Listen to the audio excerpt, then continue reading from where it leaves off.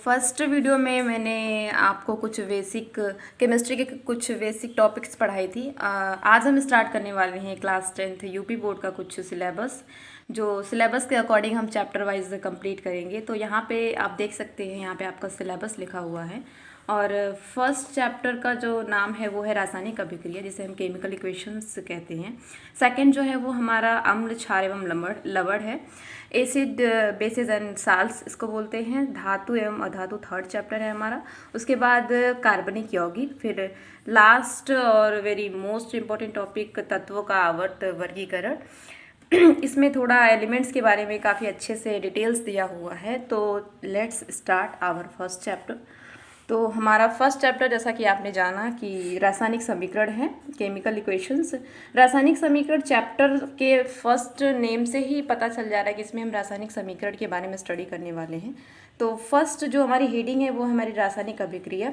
रासायनिक समीकरण समझने से पहले हम समझेंगे कि रासायनिक अभिक्रिया कैसे बोलते हैं, जिसे हम कहते हैं केमिकल रिएक्शंस। इसमें इसकी जो डिफिनीशन है वो है जब दो या दो से अधिक पदार्थ परस्पर अभिक्रिया करके नए पदार्थ बनाते हैं तो ऐसे अभिक्रिया को रासायनिक अभिक्रिया कहते हैं। एज फॉर एग्जांपल, जैसे आप कोई दो पदार्थ ले सकते हैं, जैसे यहाँ पे उदाहरण में आपको देख सकते हैं लिया गया है। फर्स्ट जो हमारा पदार्थ है वो है मैग्नीशियम और सेकंड जो है वो यौगिक के रूप में है HCl, जिसको हम हाइड्रोजन क्लोराइड या फिर हाइड्रोक्लोरिक अम्ल के नाम से भी जानते हैं।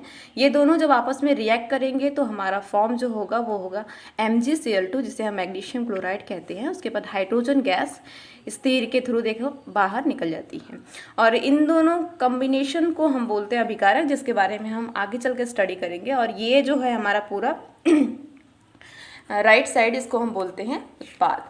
तो अब हम समझते हैं अपनी दूसरी टॉपिक कि रासायनिक अभिक्रिया के बारे में हमने पढ़ा, रासायनिक अभिक्रिया क्या होती है। उसके बाद हम देखेंगे कि रासायनिक अभिक्रिया होती कैसी है।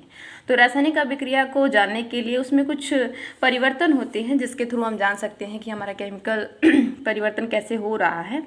उसमें फर्स्ट है अवस्था में परिवर्तन, सेकंड है रंग में परिवर्तन, थर्ड है गैस का निकलना, फोर्थ है ताप में परिवर्तन। इन सब चीज़ों के थ्रू हम पता लगा सकते हैं कि हमारी रासायनिक अभिक्रिया हो रही है या फिर नहीं हो रही है। उसके बाद जो हमारी नेक्स्ट टॉपिक है वो है रासायनिक समीकरण। रासायनिक समीकरण मतलब जो चैप्टर नेम है केमिकल इक्वेशंस, उसी से रिलेट करता है। रासायनिक समीकरण को किस तरीके से हम समझेंगे, इसमें दिया है किसी रासायनिक अभिक्रिया के अभिकारकों एवं उत्पादों के प्रतीकों एवं रासायनिक सूत्रों का प्रयोग करके प्रदर्शन करना ही रासायनिक समीकरण कहलाता है। अब रासायनिक समीकरण में जैसे हमने देखा था, एक हमारा था अभिकारक, सेकेंड था हमारा उत्पाद। तो अभिकारक को हम कहते हैं रिएक्टेंट्स, जो होता है हमारा बाएं साइड में, और इसे क्या बोलते हैं, कैसे हम पहचानेंगे कि हमारा क्या अभिकारक है। तो ऐसा पदार्थ जिनमें रासायनिक परिवर्तन होता है, जैसे हमने फर्स्ट एग्जांपल में जो रासायनिक अभिक्रिया के बारे में हमने देखा था, Mg और HCl रिएक्ट कर रहे थे, तो उसे हम रिएक्टेंट बोलते हैं, अभिकारक बोलते हैं। और उत्पाद क्या होता है, उत्पाद जो हमारा होता है अभिक्रिया के पश्चात जो नए पदार्थ बनते हैं। जो नए पदार्थ बनते हैं मतलब जो हमारा MgCl2 बना था उसे हम बोलेंगे उत्पाद। जैसे आप यहाँ पे देख सकते हैं, हमने हाइड्रोजन लिया है और ये इसको संतुलित करने के लिए यहाँ पे 2 मोल्स रखे गए हैं, यहाँ पे फिर ऑक्सीजन लिए। ये दोनों पदार्थ जो आपस में रिएक्ट करते हैं तो ये दोनों हमारे हो गए अभिकारक। जो हमारा उत्पाद नया प्रोडक्ट बन रहा है वो है हमारा जल, इसी को हम बोलेंगे अभिकारक और उत्पाद। और ये पूरा जो इक्वेशन है इसे हम बोलेंगे रासायनिक समीकरण। नेक्स्ट जो हमारी टॉपिक है वो है रासायनिक अभिक्रिया के प्रकार। रासायनिक अभिक्रिया के प्रकार में ढेर सारे प्रकार होते हैं। इसमें से कुछ जो इम्पोर्टेंट्स जो आपके सिलेबस का अकॉर्डिंग है उसको मैंने नोट किया यहाँ पे, आप देख सकते हैं। जो हमारे रासायनिक अभिक्रिया हैं वो टोटल 6 हैं। फर्स्ट है हमारा संयोजन अभिक्रिया, जिसे हम बोलते हैं कॉम्बिनेशन रिएक्शंस।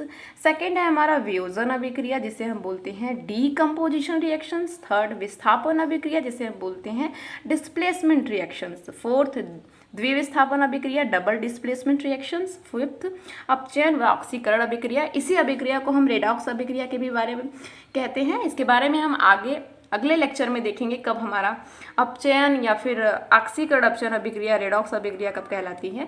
लास्ट हमारी है ऊष्माक्षेपी व ऊष्माशोषी अभिक्रिया, जिसे हम बोलते हैं एक्सोथर्मिक एंड एंडोथर्मिक रिएक्शंस, जो हम अगले लेक्चर में पढ़ेंगे। तो आज के लिए सिर्फ इतना ही। Please like, share and subscribe my channel. ठीक है, थैंक यू।